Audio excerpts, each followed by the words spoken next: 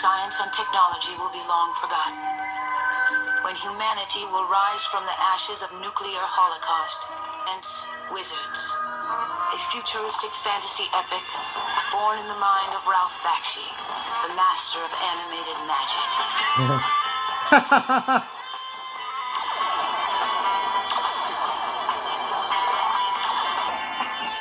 It is the story of two brothers, Avatar and Black Wolf. What a movie this is. God damn. Yeah, this is a movie. This is a great movie. I'm going to tell you that right now. Welcome to Goth Metal Lore.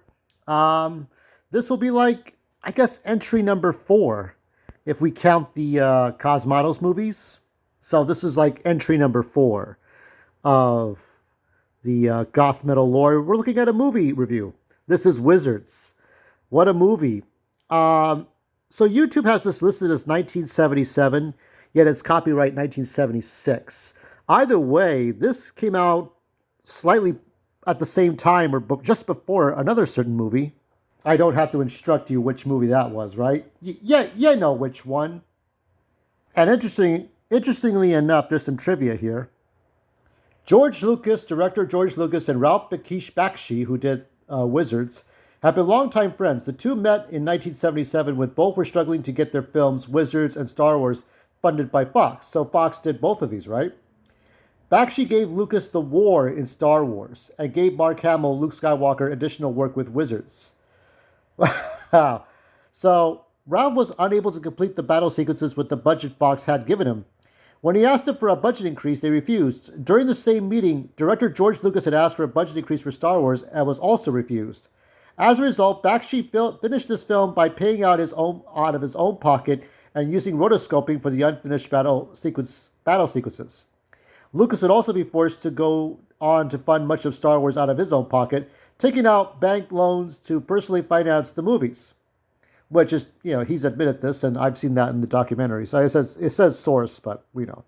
According to Bakshi, I thought that if we dropped all the detail, it would look very artistic and very beautiful. And I felt, why bother animating all this? I'm looking for a way to get realism to my film. Oh yeah, I'm going to get into that right now. And get real emotion. In his audio commentary for the film's DVD release, Bakshi states that there's no question that it was an easier way to get these gigantic scenes that I wanted. It also was the way that showed me how to do Lord of the Rings. So it worked two ways. There's more. Actor Mark Hamill, Luke Skywalker, auditioned for and received a voice role in Wizards. Bakshi states that Mark needed a job, and so he came to me, and I thought he was great, and Lucas thought he should do it. And he got not only Wizards, he got Star Wars. Bakshi had wanted a female narrator for this film, and he loved Susan Tyrrell's acting. So Tyrell performed the narration for this film, but Bakshi was told that he couldn't credit her for her narration. Years later, Tyrell told Bakshi that she got most of her work from her narration on the film, and that she wished she had allowed him to put her name on it. Maybe it was some sort of conflict of interest. Wizards also helped with Mark Hamill's voiceover acting career during and after the release of Star Wars. And the actor credits Bakshi for giving him a job 5 years later in his first voiceover, Hanna-Barbera's Genie. I'm not sure. As War Wizards neared completion, Lucas requested that Bakshi change the title of his film to Wizards in order to avoid conflict with Star Wars. Bakshi agreed because Lucas had allowed Mark Hamill to take time off from Star Wars in order to record a voice for Wizards. Yeah, something interesting. So, over a half hour. Okay, so there's a lot in here. So, if you want to read more, there's a lot in this article. So, these two definitely knew each other. So, Mark Hamill is Sean, the leader of the fairies with the blue. He looks like one of the seven dwarves. He had the blonde hair, and he does get killed in the movie.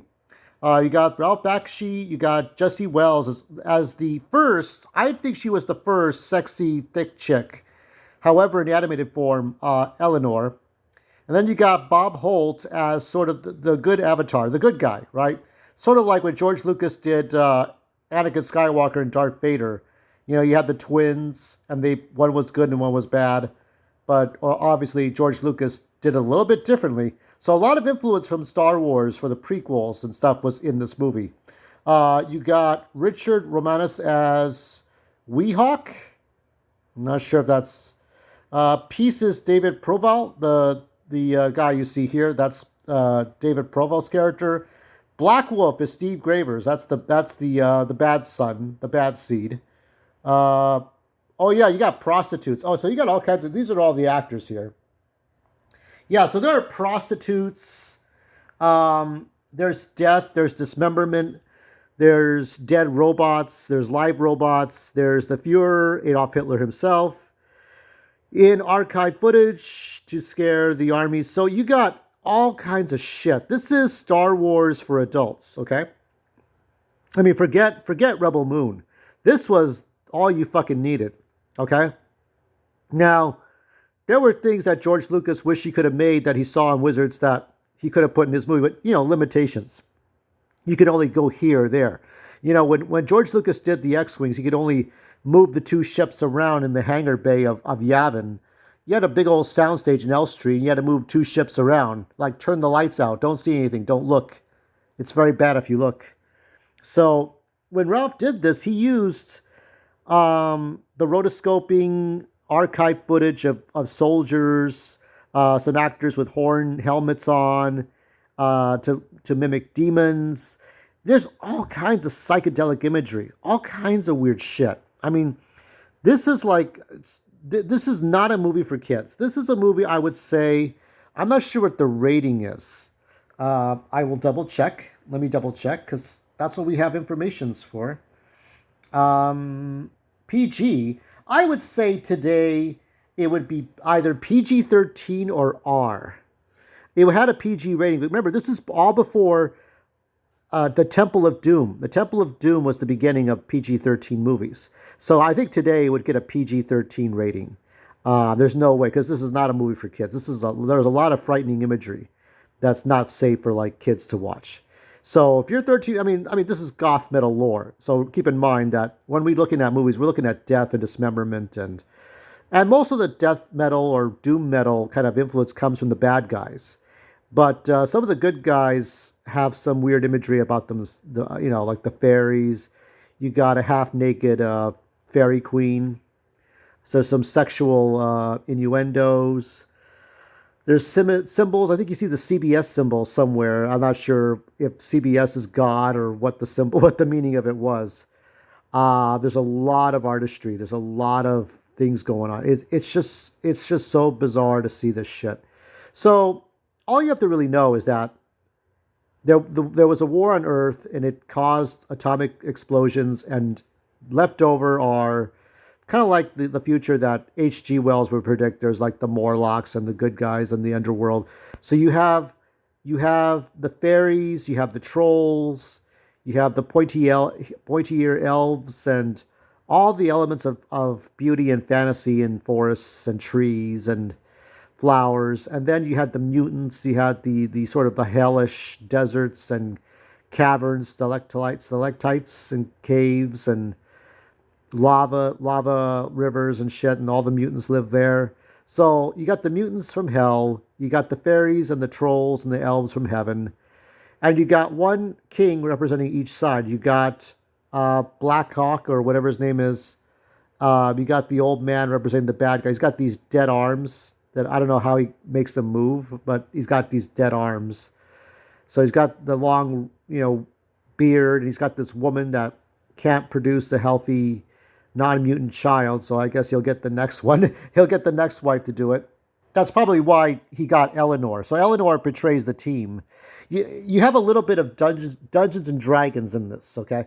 In that you have the Avatar, who's the good guy. So, I mean, like, you have the two sons, right? You have the Avatar and the old man, Blackbeard, or whatever, because the mother died. Padme died, and the twins had lived on, but instead of, like, Luke and Leia doing good, you have the good and the bad son. And so the mother died, and you had this very sympathetic, kind of nice elf creature, not unlike the one elf you see in He-Man and the Masters of the Universe, the one with the red hair. Looks like a little elf, and he defends his little people's tribe. But then he turns into this old man with a long red beard, and he's just kind of a cynical bastard. There's a lot of cigars, smoking, and drinking, and Just psychedelic imagery. But so you have the Avatar, you have Eleanor, his future wife, you have this dude right here. This is Peace. He started out as this killer, just killing everything, and then he's reprogrammed to do peace. He kills Eleanor's father, so she tears him up into pieces, and then yeah, there's a lot of violence in this. And then you have that one guy who's like a warrior. He's like Link from the Legend of Zelda. He's like this one warrior who wants to protect his people. He's got a sword. He's got a shield. He's actually one of the two men left to guard the forest and shit. So animals be getting killed. A lot of things get slaughtered. So much going on. Let me see if I can find some imagery here. All right, here we go. Well, there's that image. Look at this one. An epic fantasy of peace and magic. Look at this. This is the movie nobody ever heard about.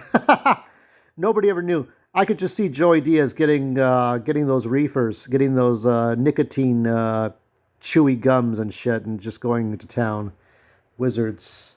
And then, yeah, so there's Eleanor to the left. There is the Avatar. There's her father. Yeah, this is so cool, isn't it? This is so cool. And she's the first thick, sexy chick. You know what I mean? She's prettier than the short-haired, raven-haired girl from Fern Gully. Remember that?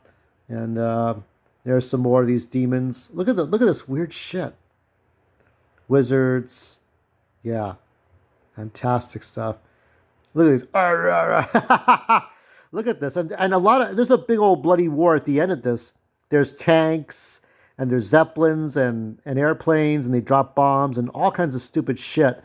And everybody gets stabbed. I mean, the little elf people with the Viking helmets, they all get stabbed and shit. There is so much going on. Definitely fits into the goth metal lore kind of thing. You know, you can rock out to this shit. There he is again. There's another poster. This is a slightly different one. So here are all four of our team of Dungeons and Dragon masters here, and there's a lot. It's not a big focus on them because, of course, Eleanor splits up. Maybe because Blackbeard or Blackheart wants her as a second wife, so she can bear him a human child.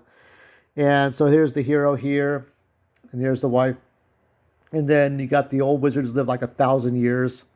And here's this guy. He doesn't last too long, but I guess he's a being of peace, so he would have to die. There's Blackheart. Yeah, so there's a lot in here, a lot of stuff. So here he's talking to different people. This is where he's talking to the leader, and it's like when Han Solo meets Lando Calrissian. Hey, you old fool, you old pirate, what you been up to, right? Old friends meeting again. So let's go ahead. What am I going to give a rating for this one? A solid A. For astronomical. For apocalyptical. So stay tuned for Thursday. I'll be doing a board game unboxing. Until then.